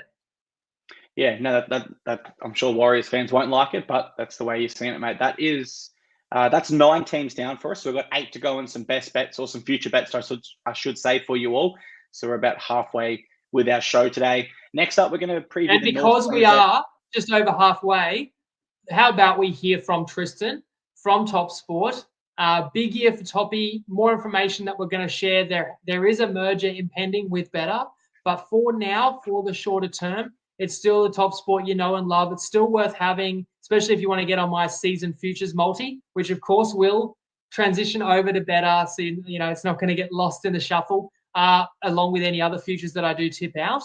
And there's still the best bookie in the game, I reckon, for betting on rugby league, which you're going to be able to do for the next 6 weeks at least. But let's hear from their CEO. I asked Tristan a bunch of questions about where the action has been and any moves in the futures markets. G'day everyone, it's Tristan Mellahan here from Top Sport, and footy's almost here. Only a few days away to the opening game of the season in Vegas, and it's been funny, the futures bettings. We've seen some strong pushes for the teams up the top, but then there's been some big moves in various markets, but that's been primarily on the basis of some big signings or unfortunately some big injuries. And obviously the Bronx, there was the pre-season news about Ben Hunt signing for the Broncos, and that caused them to firm up significantly. So they've been the biggest go for a long way. I know we spoke about that at the back end of the season, and we did luckily avoid a good chunk of that money. Obviously the Roosters and the Rabbitohs, who were in the mix for $15, $17 shots. They've obviously copped a few injuries in recent times. They've both drifted out significantly out to $26. So they've been the biggest moves. By far and away, the most support has come for Melbourne. They've been well backed at $3.70 into $3.40. We think they're certainly the team that's going to be there and very hard to beat. Obviously, Penrith as well has been back from $4.80 into $4.60. Of course, we know they're going to be difficult to beat as well. And then the one at a bigger price has been the Bulldogs, 15 into 13. That's to win the comp. And we've obviously got a stack of markets up this season. We've rolled a couple of extras out, the ladder brackets, those sort of things, the season under and overs. But it's just been a common trend. We've laid sort of 4 markets for those. We've obviously laid a lot of the against markets for the teams like the Rabbitohs and the Roosters that we've touched on, mostly in recent times on the back of the injuries. And then, for us, probably the team where we're happy enough to take on is Manly. They're obviously very competitive, but we just feel they might be a little bit reliant on a couple of those big players that you never know. They're getting towards that injury-prone segment of their career. So hopefully wishing nothing, of course, bad on them. But that's the team in the market we're prepared to take on. And probably the teams outside the top 8 that we think could challenge are the Cowboys and the Eels. They've looked pretty good. And, of course, the Titans, we're confident that they're going to have a red-hot crack this season. Excited to see how they go. A little bit of bias involved, of course, but after that first trial was disappointing, but after the second one, a little bit more excitement. It'll be very interesting to see how the halves go with that spine. It looks very exciting if they can put the runs on the board. So, of course, good luck on your futures bets. Enjoy the season, and, of course, gamble responsibly. Awesome. So, awesome stuff there from Tristan, as always. Thank you very much for his insights there. Let's jump on to the North Queensland Cowboys, Winnie. So they finished 5th last year with a 15-9 record. They gained Kai O'Donnell, Jackson Barlow, Carl Lawton and John Bateman. They lose Kulia Kefi, Fini Fuiaki, Chad Townsend, Valentine Holmes, Kyle Felt, Jake Granville, and Jermaine Tanoa Brown. Tough side for me to rank. Now, I did have them when I initially did my ladder in the top 4 because I thought they would have spent the preseason really tightening up their defense. I didn't see anywhere near enough of that in the trials. And I don't like to read into trials too much, guys, but when it was the only negative thing I had for the Cowboys, I think they've got all the attack in the world, not enough defense. That really did hurt where I had to drop them, if I'm absolutely honest with you guys. So why I think they can improve this year is they do have one of the best spines in the game. When they're on, they absolutely do. There's a little bit of question marks around the halfback role, whether it be Duffy or Clifford, but still a very powerful spine. Why they can't? I touched on it. Defensive issues appear to still be there, and they struggle in Sydney. So when I put those two things together, I can no longer have the Cowboys as a top 4 side for me. I still think they're quality enough to play finals, but I did drop them from 4th originally, Winnie, to when I revised my ladder, now down to 7th. And that was following some of their defensive issues in the trials, mate. How are you viewing the Cowboys this year? Also felt they were tough to judge. I'm still asking the question, where did that 2022 defense go? That defense that led them all the way to top 4 to a prelim, 1 foot in a grand final. On their day, you got players like Drinkwater did and that can dominate games. Cotter is honest as the day is long. Robson is a huge loss for 2026, but he's still there, one of the best young hookers in the comp. Val Holmes will be hard to replace, not just his dynamic ball running, but best kicker in the comp or thereabouts in terms of goal kicking. Labour maybe can slot into centre. Purdue is a versatile player. But for me, the Lukey injury is a killer. A second long-term injury on top of the fact that you let Fini Fuiaki walk. You got a question mark over who plays 7 in this side. I don't think it's a negative if Duffy wins out over Clifford. Duffy was the best halfback in the Q Cup. And Purdue could be the long-term answer there at halfback. Anyone's got to be better than Chad Townsend. Sorry to Chatty there. But it's not the deepest team. They are a side that will be under a lot of pressure, which means Payton needs to get results early or may not be long for that job. The pack, I do feel, is past its best. I'm looking at guys like McLean and Tamalolo that are not rep level anymore. And this side nearly lost in week 1 of the finals, got pumped in week 2 of the finals. I certainly could easily see the Cowboys making the finals this year, making it hard for teams travelling to Townsville, but I couldn't quite fit them in my 8, so they're 9th. ninth, just outside there. So yeah, again, we're similar on the ladder.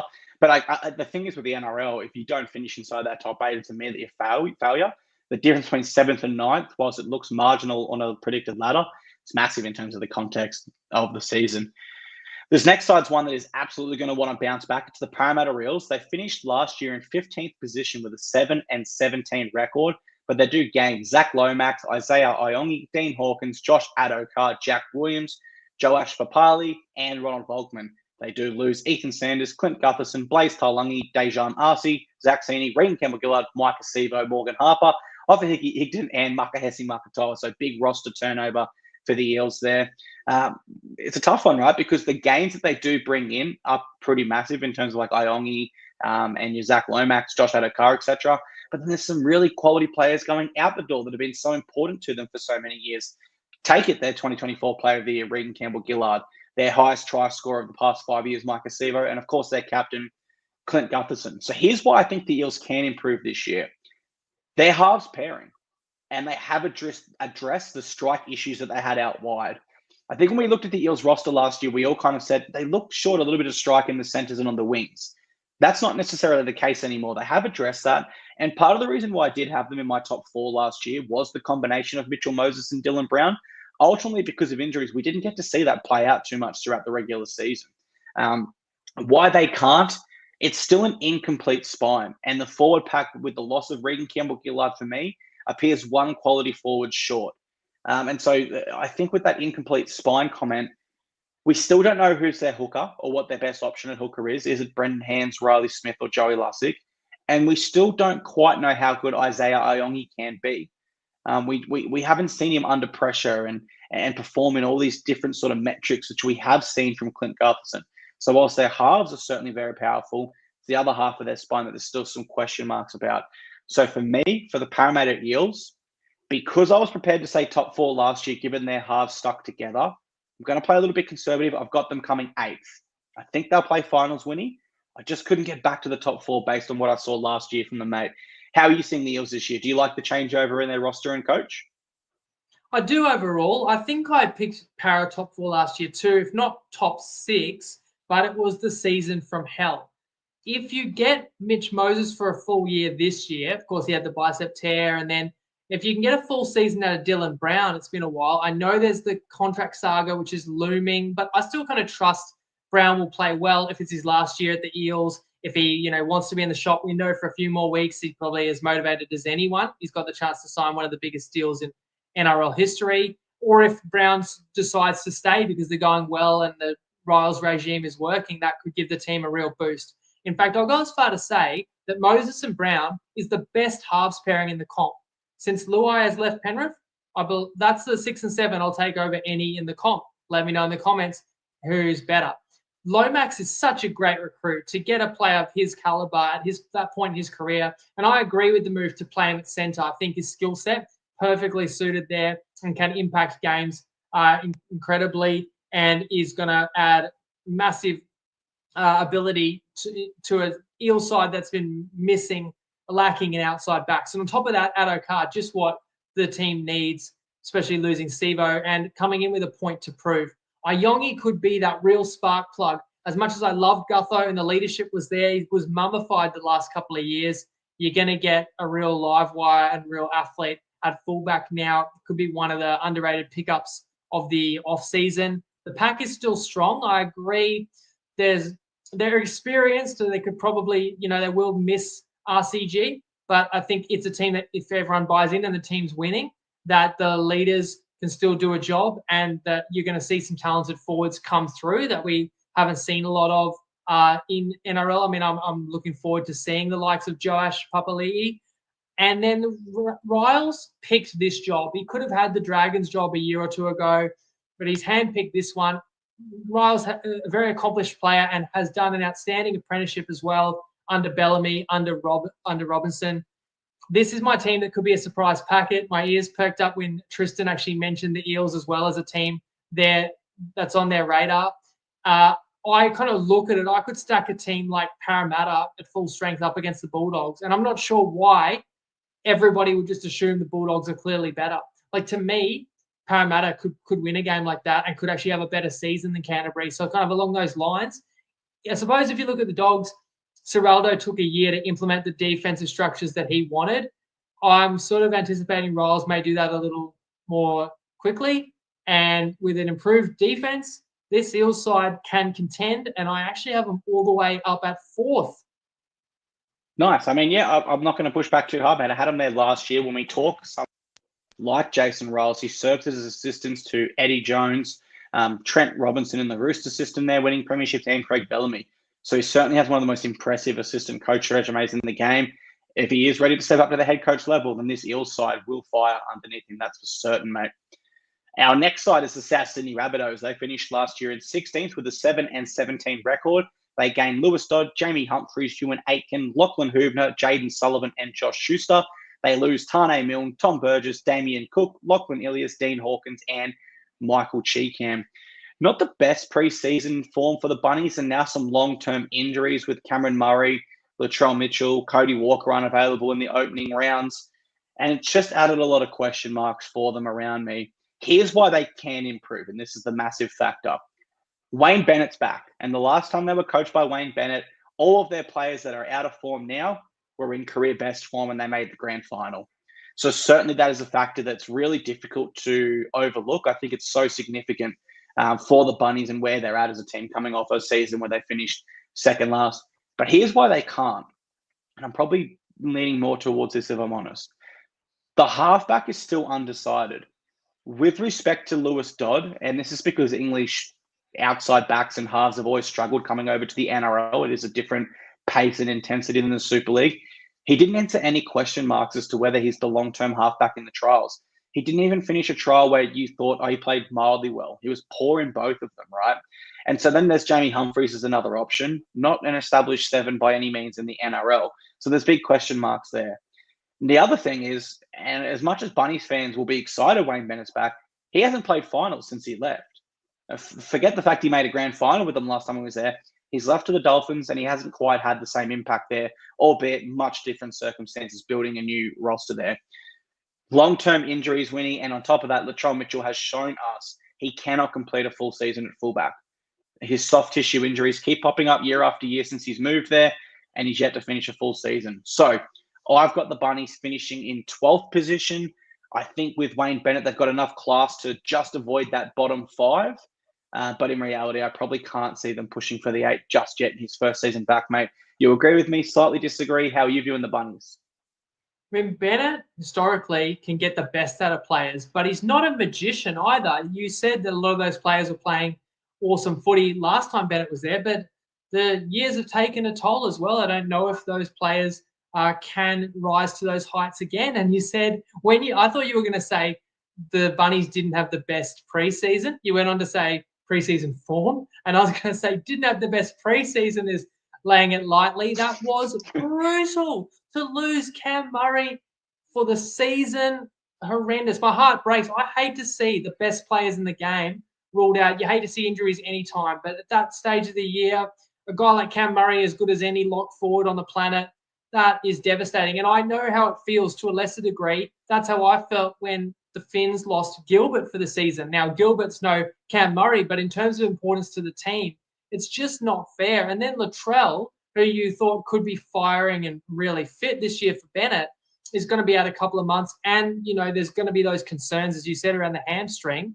It just throws the whole year into disarray before we even started. Dodds, what's he walking into? His ability at halfback's kind of unknown. You're going to be relying a lot on Cody Walker, a lot on Jack White. Are those guys beyond their best? I would say they are. And if you look closely at the Rabbitohs draw, it's cooked as well. It's all set up for a disastrous year. I think 12th is being kind. I have the Rabbitohs as my wooden spooner. I have them 17th. So you've got them going worse, even with Wayne Bennett returning, than when they sacked the guy who took over Jason Demetrio. I don't have them. I can't say that low and agree with you there. But what I will say to support your claim is the question marks are around their whole spine right now. Can Latrell Mitchell finish a full year at fullback? We haven't seen it. Cody Walker started the year injured, and he started last year injured in Vegas as well. So is his body breaking down? We don't know who the halfback is. And we don't know that Peter Mamouzelos is the right man to replace Damien Cook at hooker long-term either. And I just feel that in line with how you've got them so low, it's impossible for me to tip a side to have a successful season with question marks over all 4 spine members. And I think that's fair, and even Rabbitohs fans would have to agree with that there are some question marks there, mate. All righty, let's talk their arch rivals, the Sydney Roosters, who, of course, finished Sorry, just a second, mate. I actually think you forgot about a team. Now, it's understandable. It's a little-known team. They play out of Western Sydney. They've won a couple of games over the years because we're going in alphabetical order. Unless you were leaving the best till last, we didn't talk about the Penrith Panthers yet. Yeah, mate, I did actually completely forget about them. To be honest, they're looking for 5 in a row, mate, and it slipped my mind. So let's go back to the Penrith Panthers, then we'll move on to Sydney. Sorry, guys. So the Penrith Panthers, they finished second last year with a 17-7 record. They gain Isaiah Papali'i and Blaise Taulagi. They lose James Fisher-Harris, Jerome Luai, Sunia Taruba, Isaiah Iongi, and Tyrone Peachey. 4 by reigning premiers, Winnie. Everyone thinks that they're ready to fall off every year. We all come up with theories as to why. It's difficult for me to come up with any reason why they shouldn't have another successful season. I don't really need to explain it. They've shown 4 years in a row now that they're the best team. The only reason why I could say that they might start to fall off is this is arguably their biggest losses since their dynasty started. Or I don't know why I did quotations there. It is a dynasty. Let's call it what it is. Just because we're not looking back 20 years after the fact. It's a dynasty. 5 grand finals in a row, 4 of those won. I've got them in second, Winnie. I can't come up with any good reason as to why they should improve and get to first in the regular season because I have lost a few different players. But I just think this Penrith side, get them in the top 4. They can beat anyone in the finals, and they're just as much chance to go for a 5-peat, in my opinion, mate. Are you seeing them in a similar light, or do you expect them to fall off a little bit this year? As we preview the team that's been top of the mountain and won 4 in a row, I just want to revert back to my previous pick, giving out the Bunnies as my wooden spoon. It's, again, somebody has to be last, and the likelihood is I'm not going to be correct. It's hard to pick. It's wide open. But at $13, which you can get on Ladbrokes and Neds, and they don't call it wooden spoon in case, there's random salary cap sanctions or whatever, but they call it most losses, I believe. I just thought I was going to save my futures till the end, but pretty clearly I'm going to like that play, and I don't want the odds to move before we get there. So get at that $13 if you actually can see the reasoning that a team like the Rabbitohs, who thought they were going into the year as a contender, once it all starts to go wrong, Wayne Bennett was brought in there to win a comp. Once that's completely unachievable, then I don't know if they're going to just win token games. As for the team that does nothing but win for the 2020s, I just have to say it again, to win 4 competitions in a row is insane. It's unprecedented, it's impossible, and it's the best team in history. But year after year, they have lost star players. So we understand that Penrith's been able to plug those holes. Papali'i, I'm sure he'll have a strong bounce back year. Taulagi was promised fullback at the Eels, but chose to go to Penrith and was obviously chose to partner Nathan Cleary in the halves because he wasn't going to get the fullback role with Dylan Edwards there. So Taulagi wants to be here and be the 6. The team is not as good as last year, probably any of the previous years, but that probably means they're going to lean more on Nathan Cleary, who has missed periods of time over the last few years. If Cleary's healthy and Cleary needs to put the team on his back, I've said it. I'm just about the first person out there with any sort of audience saying that Cleary's the best player of all time. And that's not an unpopular opinion now. And certainly after they won another comp, I'm not the only one saying that, but I promise you I was the first one saying that. So can Cleary, do more? It's not that he's going to play better, but have an even larger hand week to week. I wouldn't put it past him. As I've said the last couple of years, it hasn't mattered, but Penrith are the hunted every week, which does take a toll. However, the depth is pretty unreal, the stocks that they've got there, which helps. How do you win all these big games? You win with great players and with experience. But how do you prolong a dynasty like this? You need youth. And that's the beautiful thing about Penrith. And this isn't my point. I heard Gus Gould say it. Because all these guys are so good, they come through the grades and they debuted so young. They are all experienced and yet still young. It's not that veteran team that can make a push and win a comp but is not going to stay at the top for long. It's a combination of they're experienced and young. Not that young now, but they have been over this run. I didn't think Penrith could win the three-peat. I didn't think they could win 4. Rewind 12 months ago wasn't my pick. But why couldn't they win 5? They're definitely among the contenders. In terms of where they finish in this ladder, I put them at 3rd, which is probably as low as anyone's got them. Losing home advantage, not being able to play at Panther Park is something. The rep season will take a toll. And Penrith's another team that doesn't have to go all out in the regular season. So 3rd, I actually saw a comment earlier. Someone said Penrith could miss the 4. That would not shock me at all. I didn't feel brave enough to leave Penrith out of my 4 and cop it, but I think there could be a little bit of value in that. I think Penrith will do it a little tougher this year. You just simply have to, with the caliber of guys that have walked out the door this off-season and also accumulatively over the last sort of 4 off-seasons. Yeah, definitely. I mean, eventually it all has to start to add up, you would think. 2 final points from me on the Panthers. Yeah, it is going to be interesting. Can they build the same kind of fortress at CommBank as to what they had out at Panthers Park? And with Ryan saying he has them 5th, but he thinks he'll still do they will in the postseason, I agree with that because we saw it 2021 when they beat the Rabbitohs. They lost in week 1 of the finals to them and had to play every game leading up. So they have won a grand final that way as well. So another feather in their cap. Of their many feathers in their cap. Let's go back to the Sydney Roosters. They finished 3rd last year with a 16-8 record. They gained big Chad Townsend, who you gave it to before for no reason. No, they lose Joe. I'm a big Chad Townsend guy. Big Chad Townsend guy. Well, they've got big losses, and that's Joseph Suaalii, Joey Manu, Jared Waerea-Hargreaves, Luke Keary, Satili Tupanua, Terrell May, and Michael Jennings.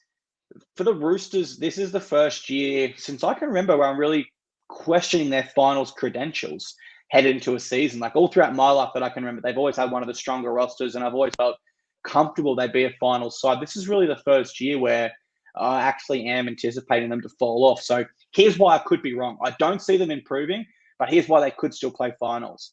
The Roosters don't do rebuilds. I've never really seen them do a rebuild in my life. Like when it's not working, they're just brutal and they just change players in and out and get the results they need. Mitchell Pearce, club favourite. Cronk's available. See you later. Kyle Flanagan comes in. Didn't win the premiership in his first year. See you later. These guys are brutal. They don't wait around to do rebuilds. They expect success and they demand success from all of their players. And they do have salary cap space. So my opinion on them could change throughout the year depending on who they're able to sign mid-season. But here's why they can't. And this one's an obvious one. It's just too much experience out the door. Both of their centres. Their best prop at the moment, Terrell May. The prop that's been there for so many years in Jared Waerea-Hargreaves. Their halves pairing's gone because Sam Walker won't be back till late in the season. Their hook has changed. Satili Tupanua, it's just too big of losses. If Sam Walker and Brandon Smith were both available from round 1, I'd probably still have them as a final side. The fact they're not there for me, I think this will be a bit of a throwaway season for the Sydney Roosters. And as strange as this sounds, Winnie, I've got them finishing all the way down in 15th spot. Do you see the Roosters in a similar vein? I do. And again, from a punting perspective, everybody sees that. Everyone is expecting the slides. So I almost want to zig or want to zag where everyone else zigs and say this is the year the Roosters exceed expectations, where in the past years they've had that stacked roster and haven't lived up to the expectation, which to be fair was a premiership caliber roster, and the Roosters have fallen short. It hasn't always been their own fault. There have been injuries that have been pretty brutal along the way. But you got to begin with the point you made about losses versus gains. It's startling, and therefore it could simply be seen as a rebuild year of like Robinson's facing the reality that this team is not good enough to win the comp. The hand we've been dealt that we're not even going to get Walker back and Brandon Smith back till mid-year. So let's develop the next crop coming through and let's kind of relaunch again. And you just know, especially when there's peculiar free agency moves made, like Tyrell May released for seemingly no reason that anyone can understand, you just know they're doing something. They've got some sort of plan. I think they've left a roster spot available. Joey Manu could come back earlier than expected. Dylan Brown is in contract negotiations. There's Ponga whispers. So the Roosters may have a move to make. Now, if that was to happen later this year, and it was like a Manu coming back and the team had treaded water, and then you get back Walker, Smith, hey, you can't actually rule the Roosters completely out for this year. So I'm hesitant to do that. But they're no longer as deep as they were. And you just wonder if this is going to be a down year, though I'm wary of Robbo. And I'm looking at like Lenu, Collins, Radley are still elite middles. Nwonga and Tuwaze could be really good. Billy Smith, if he can stay injury-free. Young was a great buy. There's players that I know are talented there, but the roster, when your only gain is Townsend and the players that you're allowed to walk out the door, how can you not drop off? So let me remind myself, because I'm a Roosters lover, for one reason or another, I've got no allegiance to the team, but just I know, I'm self-aware enough to know I've favoured the Roosters a lot over the years. But this season I've got them in 11th, which may still be higher than other people. So I'm not totally writing this team off, just like I haven't been able to write anybody off. But that's a fair fall from grace from third last year. It is, but I think importantly to Roosters fans listening that might disagree with us or expect their side to perform a little bit better, if they are 11th and let's say like around 16th, 17th mark and they do get back Brandon Smith who's playing for his future and Sam Walker, there's no reason why they couldn't make a late push into the 8 in line with what Ryan's tipping. He's got them sneaking into the 8 there. So, it's going to be very interesting to watch the Roosters this year. Another side that I'm super intrigued by is the St. George Illawarra Dragons. Now, they finished last year in 11th with an 11-13 record, and they do gain Damien Cook, Lachlan Ilias, Valentine Holmes, Clint Gutherson, and Emre Gula. So some big gains there. But they also lose some big players in Zach Lomax, Savelio Tamalo, Max Vierguy, Ben Hunt, Jack Bird, and Jesse Marshke. Tough one for me. Shane Flanagan has no doubts his side will play finals this year. Every interview, he is declaring, we will improve. Ben Hunt had some bad habits in his game. He's coming out with what some people might consider to be a little bit of crazy talk with the amount of confidence and the boldness that he has. Here's why I think the Dragons can play finals. Every single one of their signings, basically, is a reject from their club. But they're not bad players. They just were unwanted for one reason or another. Rabbitohs didn't want Cook anymore, Ilias. Valentine Holmes wasn't wanted by the Cows. The Eels told their captain, Clint Gutherson, to go, and Emre Gula played in a grand final for the Raiders, but seemingly fell out of favour and has been trying to get out ever since. So their signings are hungry, man, and they do have some nice rookies that are coming up, such as Loco Pacifici Tonga as well. Here's why they can't. And this is just me looking back at last year, and of course this could be completely different this year, but I just don't have any evidence that they have addressed the consistency yet. If we get to around 10 or 12 and they've shown me they can string more than 2 games in a row together, my view on the Dragons will completely change. I won't be shocked at all if they play finals. But for what I know now, based on what I've seen last year with the same coaching structure, this side cannot be consistent throughout the season, and they can't be consistent when it matters. I go back to the Parramatta Eels loss. So for that reason, they were 11th last year. This year, I have them in, I'm just trying to find, I've got them in 11th as well, Winnie. So I haven't got them moving up. I haven't got them moving down. But they are a tough one for me to rank, mate. Are they a tough one for you? Well, they're the sort of side that is not going to overwhelm anyone with talent, but they're honest and effort areas can lead to plenty of wins. Last year, it was, as you said, inconsistency. Win one week, lose the next, nearly the whole way through the season. That can get you knocking on the door of top 8. But this team has lost probably the best 2 players from last year in Benny Hunt and Zach Lomax. So that's big shoes to fill. However, I agree with the recruiting. A chip on a shoulder and a team that can be told nobody believes in you goes a long way. And I do think that the Dragons will be frisky and the Dragons will play with a mean streak and will win their share of games and be in this sort of logjam. It's just, there's still peculiar signings for me. Val Holmes, Damien Cook, Gutho. At this stage of their careers, I just can't see how you can claim that those players bring you closer to a premiership. But what I do think is they raise the floor of your team without raising the ceiling. So I've seen the Dragons as favourites for the spoon, but I'd be really shocked if this team got the spoon, because I think this team will fight tooth and nail week in, week out and just get a few wins along the way. I think it's a side set for sort of mediocrity, and that might be taken as a slur on them, but being mediocre in a really competitive comp is still going to be respectable, I think. Maybe not meet the expectations they've got internally, but ultimately I couldn't put the Dragons too high because your halves are Flano and Ilias. And I actually think Ilias is in for a big year, but Flanagan, people forget that this year sort of derailed for the Dragons last year when the coach's son, Kyle Flanagan, bit an opponent player's nose and then got suspended and then didn't play the rest of the year. They had to reshuffle the halves. They never won again. It's tough when the coach's son is a key position player, but he's not a star.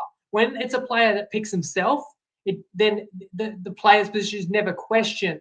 But when the team is losing and the coach's son is in a position and the coach is being asked to make changes, it gets difficult. That's a predicament that Flano could find himself in this year. The Dragons did look great in the Charity Shield, I'll admit that, but I've got them around the middle of the table and I couldn't argue St George above too many others, so I put them in at 13th. 13th, so dropping slightly from where they were last year on yours and staying the same for me.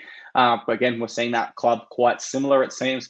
Now, I don't want to spoil anything here, but I know this next club is one that we are at stark differences with, and it's unfortunate because it is your team. We're going to talk about the Dolphins. Last year, they finished 10th with an 11-13 record. Their gains are Junior Tupou, Kulia Kefi, Fini Fuiaki, Daniel Saifiti, and Max Fearguy. They lose Ewan Aitken to Vita Pengai Jr., Anthony Edric Lee, and Jesse Bromwich. Now, for the Dolphins, why I think they can improve, and it's a pretty simple one here. They got close last year, and arguably they are stronger on paper. Well, you know, I'll scrap that. They are stronger on paper. There's just some nice signings there, and also Thomas Gilbert returns, and possibly Thomas Flegler. Now, that is huge there for the Dolphins. Here's why I think they can't. It's just the Wayne Bennett curse. Like, rarely ever does a Wayne Bennett leave a club and they perform well the next season or perform to expectations. Clubs seem to always struggle when Wayne Bennett goes.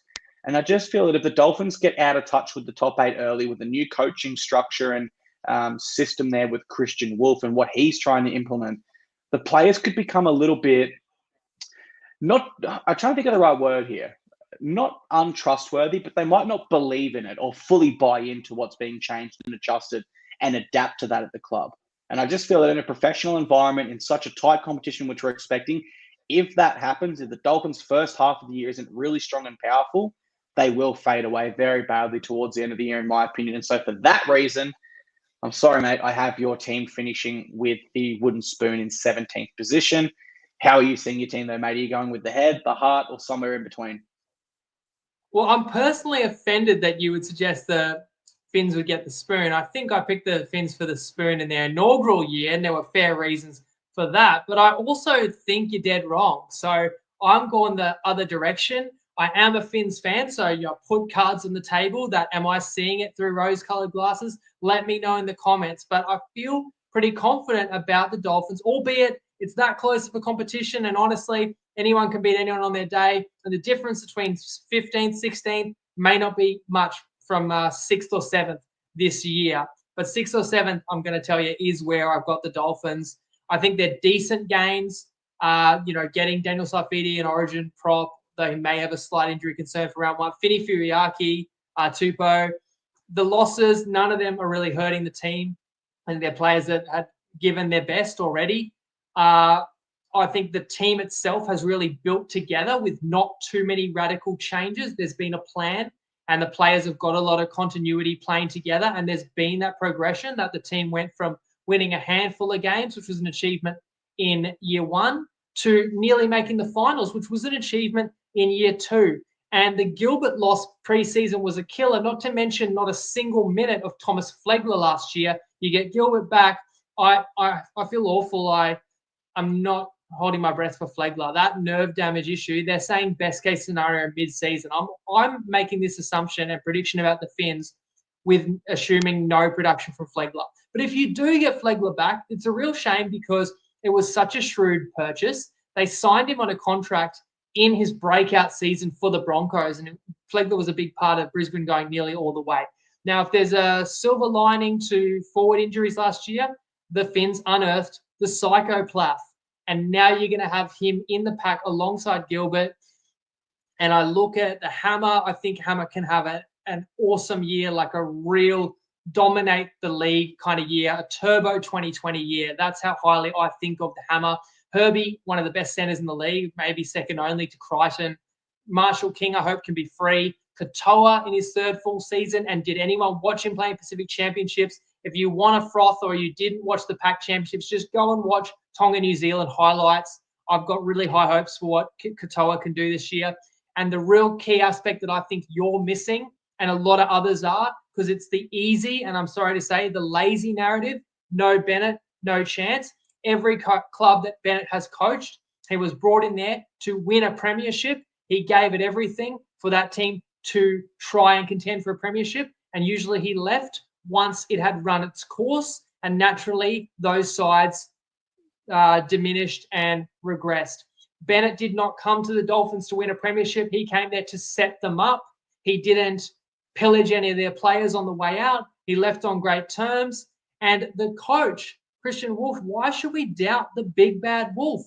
This guy had to go and coach St. Helens after they won a comp. Everyone expected a drop-off. He won the next 3 comps. He's coached Tonga and had outstanding results with that national team. And Christian Wolf has been there the whole time. He's been part of the plan and part of the succession plan. He's not parachuted in. He's not picking up someone else's mess. He's part of it. He has his own methods, and I think can really give the side a boost. That's why I believe this Dolphins team, I gave them consideration for top 4. And I said before, if I think a team has a chance for top 4, they're more likely chance to occupy my top 8. Call me biased if you want to accuse me, but that's how I see it. So I have my Finns in at 7th this season, maiden berth to the finals. So that's our official biggest gap on the ladder. We've got them 10 spots apart. So it's look, it was already personal. Who's more wrong? Me or Clarkey? Me with the Dolphins at 7 or Clarkey with the Dolphins at 17? Yeah, I mean, you make a convincing argument. I don't fundamentally disagree with any of your points. And, you know, you could almost have swayed me there. It was a powerful argument indeed. But I'm going to stick firm with my reasoning. And I think that the Winny Clarkey Cup just got more personal for 2025. If I've got your team for the spoon, mate, and you beat the Titans, that's a pretty big pie on my face, to be honest. So you could have the last laugh. Let them sleep on the Finns, bro. Legitimately, every single sign points to them being an improved team, except the Bennett factor, which I think is what people are leaning on, which is why there could be value in the Finns this year and in some futures. Yeah, definitely, mate. So we'll go through our last team, the West Tigers, and then we'll finish off with some of those futures you mentioned there. So West Tigers finished 17th last year with a 6-18 record. They gained Jerome Luai, Sunia Taruva, Terrell May, Jarrell Skelton, Jack Burton, Royce Hunt. They lose Isaiah Papali'i, Junior Tupou, Stefano Utuikamanu, John Bateman, Aiden Caesar, Jaden Solomon, and Solomon Alamalo. 3 wooden spoons in a row, surely not 4 in a row. I just can't see that this year. Here's why they can improve, and realistically why they will improve. This is by far the strongest team they've had since they last played finals. And when you look at their team that last played finals and you compare it to this Tigers predicted round 1 lineup, this side would beat that side 20-0. It's a much stronger team on paper. The only question mark I have on the Tigers, and I've had this for the last 3 wooden spoons that they've won, is Benji Marshall's coaching credentials. This is a legend of the club, a legend of the game, a future Hall of Famer, but he isn't someone that has started out at local A grade or started off as an assistant coach for 10 years or gone through Harold Matts, SG Ball, Jersey Flegg. He was parachuted in directly after Tim Sheens in a wooden spoon season. And to his credit, he is improving slowly and he has made some really great signings this year. But if we're being realistic as footy fans, there is still a question mark around Benji Marshall's coaching credentials and as to whether he's the man to lead this Tigers side back to finals. It'd be really unfortunate if he was removed and someone else came in and got the glory for that, because he has done a great job to this point, but he hasn't shown us that he's a finals contending worthy coach, in my opinion. So that's my question mark around the Tigers, mate. I have them finishing in 13th, which mightn't sound like a huge improvement to a lot of people, but realistically, when you're coming off 3 wooden spoons, that is a big improvement going up the ladder 4 spots, mate. Where have you got the Tigers finishing in 2025? I agree with you, and it's a fair question about Marshall's coaching credentials, and we'll find out this year, because you could argue that it was the worst roster in the comp. They've been last 3 years in a row that he was coaching last year, so they came last, so they met expectations, but it's not the worst roster in the comp anymore, so Benji's going to have to show some returns. It's a miracle for the Tigers that they found Terrell May, that he just dropped into their laps after the devastating loss of Stefano. That really is offset. And you got Royce Hunt as well. Taruva, a great grab from the Premiers. And then, of course, the biggest of all, biggest fish, Jerome Luai, and how it will change the culture as well as raise the ability of that team in attack. And I'm so excited to see a halves combination of Luai and Galvin. I know Galvin's going to keep improving and can be one of the best players in the competition. I think he's got that sort of upside. And what I also want to say about the Tigers is, although they've won 3 straight wooden spoons, which is well publicised, the Tigers were never as far away from the rest of the pack as it probably seemed. Like, the Tigers were a competitive team in periods, but just didn't have the class to win close games, fell away for stretches in seasons. But basically, I'm looking at a team that was not a total basket case, gaining some class players, and they're all going to, you talk about the chips on the shoulder of individuals that have been discarded. This is a club that's been made a laughing stock. The whole club collectively gets the foot taken off the throat by the NRL because the Tigers can actually fight back this year. So you're just going to see renewed vigor and energy in this team. I really think the Tigers will be a lot better.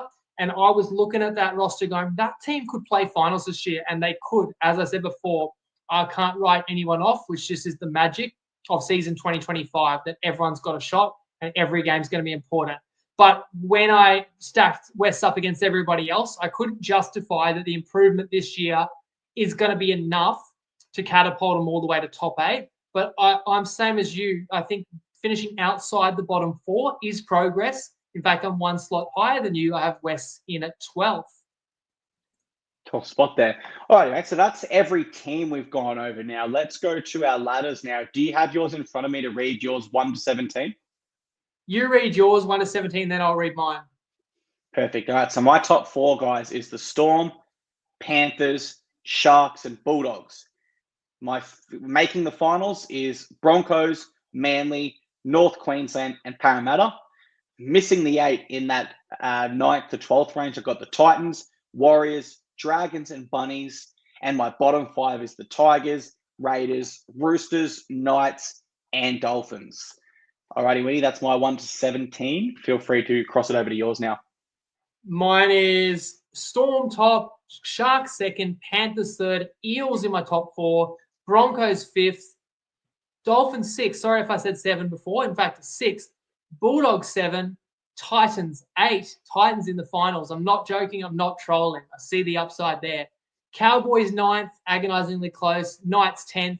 Roosters 11th. Tigers 12th. St. George 13th. New Zealand 14th. Manly down at 15th. Canberra 16th. South Sydney Rabbitohs, surprising as it would be, could finish with the wooden spoon. I've got a bunch of futures plays to share. I've talked so long about each team, I'm really not going to elaborate on the plays. I'm just going to read them out with odds. But any reaction to our ladders, let us know in the comments. Anything else you wanted to say, Clarkey, about our differences or your big takeaways? I think I picked up 3 differences there. So I've got Cowboys, Manly playing finals. You've got in their place Dolphins and Titans. So those are our only 2 differences, right? Yeah, I noted that we are 9 spots apart on Manly. You are way higher at 6th. I'm at 15th. We are 10 spots apart on the Dolphins, as we said. I'm 7, you're 17. And even the Rabbitohs that I have down at 17th, you've got at 12th. That's a 5-spot difference, which is significant too. I think we had similar rises and fallers. My risers, Eels, Broncos, Titans, Tigers. And you've got all those sides as well rising. For falls, we both agree Roosters and Raiders. You've gone with the Knights to fall this year, and I've gone with Manly to fall. Yeah, very close in a lot of different aspects and starkly different in others, man. This is such a hotly contested season. And I feel like it's a cliche that gets thrown around a lot before seasons, but genuinely, I do agree with your sentiment that you can't really write too many sides off for finals. Even the Dolphins, who I have in my predicted last spot, you made a great case as to why they can play finals this year, and you really laid out some strong points there. Do we want to reveal our premiers and runners up, or do you want to go into the future bets now? Yeah, shoot. Who have you got? All right. Grand final. So in 2021, I always secretly hoped that we got the Storm and Panthers rematch and the Panthers were able to get their revenge. I actually think we will see that the opposite way in 2025. I think our runners-up will be the Penrith Panthers. They will find a way to get to the grand final. But this time, the Storm with Nelson Asofa-Solomona and Stefano Uchuikamanu in great form, combined with the experience and hunger from last year, will stop the Penrith Panthers from a 5-peat. I know I'm playing a straight bat there, but it's just the way I see it now. I can't come up with anything too crazy in the preseason, mate. So that's my premiers and runners-up. Have you got a selection for either for us? We drew the parallels to 2020, and that's what I thought would happen in 21. And they were the best two teams, and the roles were reversed. Could definitely see that happening. I've got Storm winning the comp, as I pretty much alluded to earlier. A more likely grand final opponent is Penrith or Cronulla, for sure. I strongly considered either of them. But I want to go out a bit on a limb here and say with the upside, I think Parramatta can get into a GF against Melbourne. Melbourne wins. But I'm going to go Storm over Eels for a long shot grand final prediction. And I'll just roll into every futures tip that I want to share tonight. And again, we've talked for ages, so not really any more explanation. My custom multi is going to be 3 season head-to-heads. That is 3 outcomes. You need them all for 3 teams to finish higher than a team I've paired them up with. And it's just based on 3 teams I'm high on against 3 teams I'm fading. I know the text is a bit clunky on the screen, but bear with me. Check it out on Top Sport under their NRL markets. Parramatta finishes above Manly. Dolphins finish above Rabbits, and that's the Bennett factor. And those 2 teams meet in round 1, so instant intrigue. And Titans finish above Raiders. So 3 somewhat 50-50s, although Para's an underdog to be above Manly. But in any case, that pays $10 odds. You can have up to 25 on that. It is still worth being on toppy, getting at this future and others. Our code is TP Live if you need an account. Since I'm predicting Storm over Eels, I do think $3.85 about the Storm to win the premiership is a decent price. I think that only increases with an injury, and otherwise it's just going to shorten through the year. So $3.85 is on Dabble and Sportsbet. You can also back the Eels at $41 to win the comp on Sportsbet. I think that's a great price. Like, the Eels are like $10 to make the grand final. I'd rather have 41 to win the grand final. You cash out at that point or hedge. Least wins, I already mentioned. Rabbitohs, $13 on Ladbrokes. I'm going to have a flyer, although I had them 15th, just because of the downside there and the variance in Manly and the dependency on a handful of players. $34 on toppy for Manly to get the spoon. Nobody would have thought the Eels could get it last year. They did play in a spoon bowl. So there's similarities there that I can see. Speaking of the Eels, they're probably my favorite under-the-radar team. So I want to attack them in 3 ways. Most improved, since they were second last or third last year. Most improved means most points better than their tally from last year, is $5.40 on Sportsbet, Parramatta. I've also, someone asked in the comments, did I look at the ladder handicap? Of course I did. And I like the Eels with the ladder handicap plus 11 points is $13 on toppy. A couple of years ago, I gave up the Knights the ladder handicap, and we lost by 1 point, and they were a $17 shot. So it's a complicated market to follow, but it's basically who can exceed expectations by the most. Parramatta's not expected to make the 8 in terms of the odds. I've got them as a smoky for top 4. Another way to play Parramatta to exceed expectations is top New South Wales team, which is $15 on toppy. Thinking if Penrith does it a little tougher this year, maybe Cronulla doesn't have as great of a year. The biggest threat of all is Melbourne. It's not a New South Wales team, okay? Or if Brisbane or the Finns or whatever is up there, that's okay. So it's kind of like Para to finish above Penrith and Canterbury and Sharks. It's not likely, but at $15, I like it. Have you got any futures plays you would suggest, Clarkey? Or if not, you could talk about the individual player markets you can bet on and the Dally M prediction. I'm happy for you to keep rolling through yours, man. But if you want my Dally M quickly, it's Nathan Cleary. I think now he's at a stage where he can recognize these soft tissue injuries coming on. And instead of missing 8 to 10 weeks like he has with the hamstring in the past, he knows I can't need to rest for a week or 2 and get into some rehab and rest. I think that can see him play more games. He is also in a spine now where I think him and Dylan Edwards will become the main 2 attacking threats. But of course, no one in that Panthers side is going to be more important than Nathan Cleary. When we look at who has the most Dally M votes across the 2020s, it is Nathan Cleary. He just hasn't put together a full season to collectively overtake someone individually in each year. Top point scorer winning. I'd be looking at my top 4 predictions, which is the Storm, Panthers, Sharks, and Bulldogs. And I'd be looking at, I'm thinking for Storm, Ryan Pappenhausen could be an option. For the Panthers, I'm not sure Nathan Cleary would get enough tries. I'd rule that out. Nico Hines, I'd still have Pappenhausen favoured. And then for the Bulldogs, their goal kicker, is that going to be Matt Burton? Yeah. Matty Burton. Yeah, I wouldn't like that. I'd go Valentine Holmes as my outside top point scorer, even though I've got Dragons a little bit lower. I think he can do some great work and did in the Charity Shield. And then my top pick would be Ryan Pappenhausen from the Storm. I think I have to correct you straight away. When I've seen the markets, I believe it's Nick Meaney, which means he may be the chosen kicker this year over Pat. Yeah, okay. Yeah, in that case, then I would switch to Nick Meaney because both are outside backs that can score and kick. Backs.